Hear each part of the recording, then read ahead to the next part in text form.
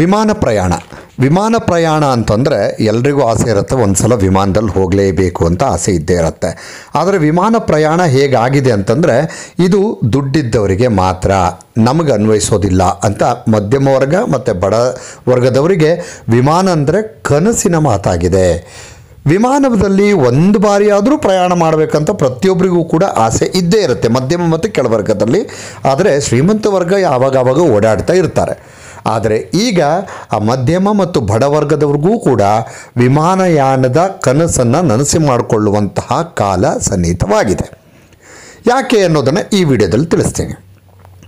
ಈಗ ವಿಮಾನದಲ್ಲಿ ಕೇವಲ 150 ರೂಪಾಯಿಗೆ ಟಿಕೆಟ್ ಖರೀದಿಸಿ ಮಾಡ್ಬೋದು. ಯಾಕಂದರೆ ಎಲ್ಲರೂ ಅಂದ್ಕೊಂಡಿರ್ತಾರೆ ವಿಮಾನದಲ್ಲಿ ಟಿಕೆಟು ಅಂತಂದರೆ ಏನಿಲ್ಲ ಅಂದರೂ ಕೂಡ 2,000, 3,000, 5,000, 10,000, 15,000 ಟಿಕೆಟ್ ಇರುತ್ತೆ ಅಂತ ಅಂದ್ಕೊಂಡಿರ್ತಾರೆ.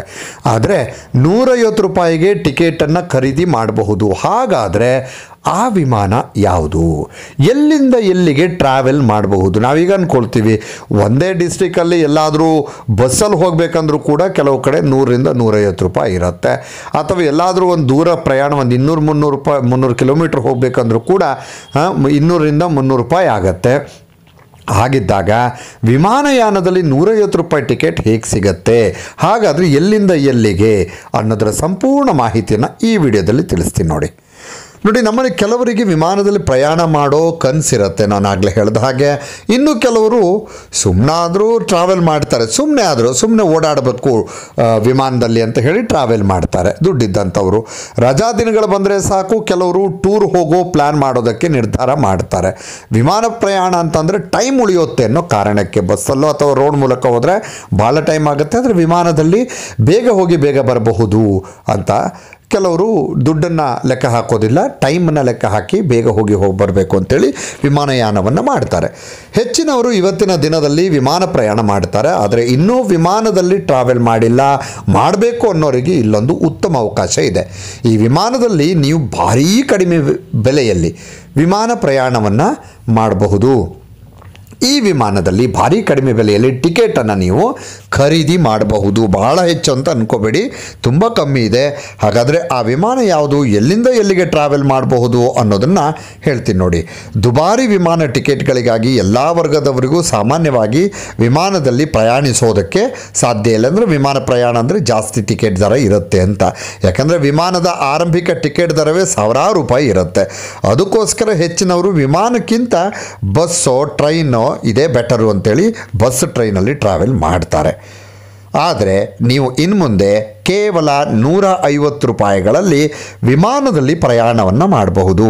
ಹೆಚ್ಚಿನವರು ಇದನ್ನು ನಂಬೋದೇ ಇಲ್ಲ. 150 ರೂಪಾಯಿಗ ಬಸ್ಸಲ್ಲೇ 150 ರೂಪಾಯಿ ಕೊಡಲ್ಲ, ಇನ್ನು ವಿಮಾನದಲ್ಲಿ ಹೇಗಪ್ಪ 150 ರೂಪಾಯಿ ಅಂತ ನಂಬೋದೇ ಇಲ್ಲ. ಆದರೆ ಇದು ಸತ್ಯ. ವಾಸ್ತವವಾಗಿ ನಾವು ಲೀಲಾಬಾರಿಯಿಂದ ಅಸ್ಸಾಂನ ತೇಜ್ಪುರಕ್ಕೆ ಪ್ರಯಾಣ ಮಾಡೋ ಬಗ್ಗೆ ಮಾತನಾಡ್ತಾ ಇದ್ದೀವಿ. ಇಲ್ಲಿನ ಮೂಲಕ ವಿಮಾನ ದರಕ್ಕೆ ಕೇವಲ 150 ರೂಪಾಯಿ ಪಾವತಿಸಿದರೆ ಸಾಕು. ಅಂದರೆ ನಾವು ಅಸ್ಸಾಂನ ತೇಜ್ಪುರಕ್ಕೆ, ಲೀಲಾಬಾರಿಯಿಂದ ಅಸ್ಸಾಂನ ತೇಜ್ಪುರಕ್ಕೆ ಹೋಗೋದಾದರೆ 150 ರೂಪಾಯಿ ಟಿಕೆಟು. ಈ ಎರಡು ನಗರಗಳ ನಡುವಿನ ಪ್ರಯಾಣವನ್ನು ಕೇವಲ 50 ನಿಮಿಷಗಳಲ್ಲಿ ಮುಗಿಸ್ಬೋದು. ಕೇವಲ 50 ನಿಮಿಷ. ಈ ಮಾರ್ಗದಲ್ಲಿ ಮಾತ್ರ ಅಲ್ಲದೆ ಅನೇಕ ವಿಮಾನಗಳಿವೆ. ಅಲ್ಲಿ ಮೂಲ ಟಿಕೆಟ್ ದರ 1,000 ರೂಪಾಯಿಗಿಂತಲೂ ಕಡಿಮೆ ಇದೆ, 1,000 ರೂಪಾಯಿಗಿಂತಲೂ ಕಡಿಮೆ ಇದೆ ಬೇರೆ ಬೇರೆ ಕಡೆಗಳಲ್ಲಿ. ಅಂದರೆ ಬೇರೆ ಬೇರೆ ಕಡೆಗಳಿಗೆ ಹೋಗೋದಕ್ಕೆ ಈ ಎಲ್ಲ ವಿಮಾನ ಪ್ರಯಾಣಗಳನ್ನು ಪ್ರಾದೇಶಿಕ ವಾಯು ಸಂಪರ್ಕ ಯೋಜನೆಯಡಿ ನಿರ್ವಹಿಸಲಾಗುತ್ತೆ. ಇದು ವಿಮಾನ ಪ್ರಯಾಣ ಮಾಡಬೇಕು ಅನ್ನೋರಿಗೆ ಗುಡ್ ನ್ಯೂಸ್ ಆಗಿದೆ. ಅಸ್ಸಾಂನಲ್ಲಿ ಮಾತ್ರ ಈ ಸೌಲಭ್ಯ ಸಿಗಲಿದ್ದು ಭಾರೀ ಕಡಿಮೆ ಬೆಲೆಗೆ ಈ ಫ್ಲೈಟ್ ಟ್ರಾವೆಲನ್ನು ನೀವು ಮಾಡಬಹುದು. ಈ ಉಪಯೋಗನ ನೀವು ಕೂಡ ಅಸ್ಸಾಂ ಹೋದರೆ ಬಳಸ್ಕೊಂಡು ಯಾರು ವಿಮಾನದಲ್ಲಿ ಹೋಗಲಿಲ್ವೋ ಅವರು ವಿಮಾನದಲ್ಲಿ ಪ್ರಯಾಣ ಮಾಡುವಂತಹ ಒಂದು ಕನಸನ್ನು ನನಸಾಗಿಸಿಕೊಳ್ಬಹುದು.